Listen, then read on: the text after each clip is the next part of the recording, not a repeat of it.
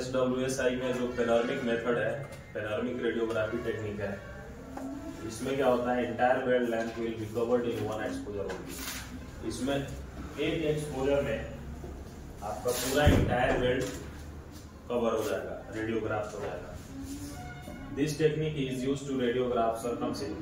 इस टेक्निक का प्रयोग सर्कमसिंग वेल्ड जॉइंट का आरटी करने के लिए किया जाता है। सर्कमसिंग यानी गोलाकार, सर्कम मतलब होता है वृत्त, ठीक है।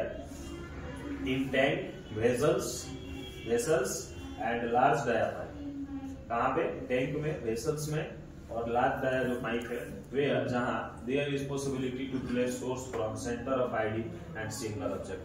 कह रहा है जहां ये संभावना हो कि सेंटर ऑफ आईडी यानी आईडी के बीचों बीच सोर्स को सेट किया जा सके, या वैसा कोई और ऑब्जेक्ट है जिसमें बीचों बीच सेट किया जा सके, वहां पे ही यह मेथड हम यूज कर पाएंगे, अदरवाइज नहीं हो पाएगा।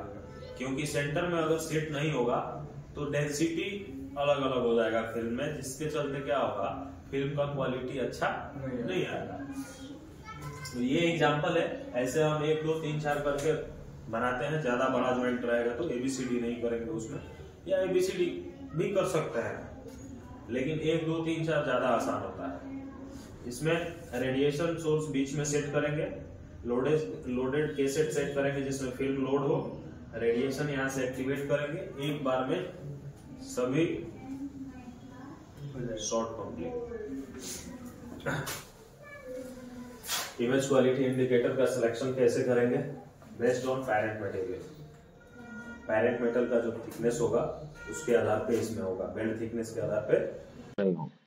Placement of IQI from source side, source side से हमारा IQI सेट होगा।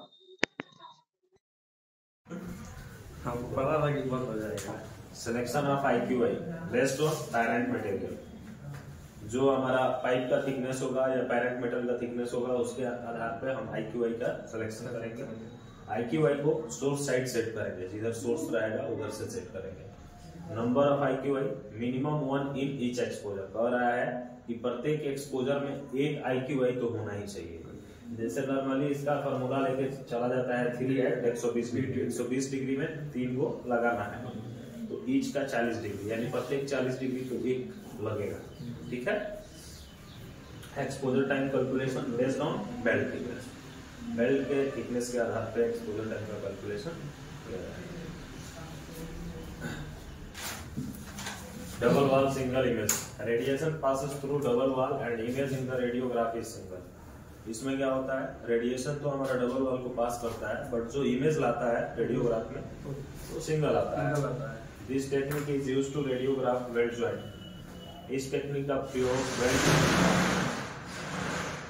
वेल्ड जॉइंट का रेडियोग्राफ करने के लिए किया जाता है। वो हो सकता है मे बी लॉन्ग सिंग और सर्कम सिंग, हो सकता है लंबा जॉइंट हो या सर्कुलर जॉइंट हो, सर्कम सिंग हो, और पाइप या पाइप भी हो whose OD is greater than 89.9 mm, जिसका OD 89 mm से ज्यादा हो, and there is no possibility to place source or film from ID। जहां ये भी संभावना ना हो, ना ID से सोर्स लग सकता हो और ना ID से फिल्म लग सकता हो, तब इसका प्रयोग किया जाएगा इस मेथड का। नंबर ऑफ सेगमेंट कितना लेंगे, एक pipe schedule is less than equal to 80, than minimum फिर एक्सपोजर है 120 डिग्री के बाद,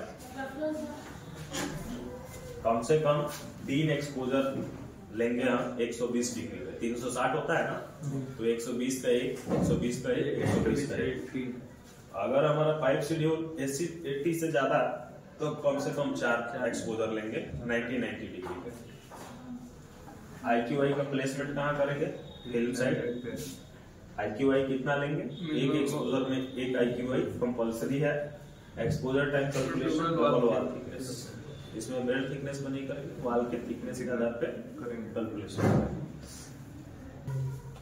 double wall double image, radiation passes through double wall and image in the radiography is also double. इसमें double wall तो पार करेगा ही रेडिएशन, साथ ही साथ double image भी रेडियोग्राफ में आएगा, यानी रियर का भी और फ्रंट का भी, both image in same radiograph, इसलिए इसको डबल वॉल डबल इमेज कहते हैं। दो तरीका है डबल वॉल डबल इमेज का, एक इलिप्टिकल और दूसरा सुपर इम्पोज।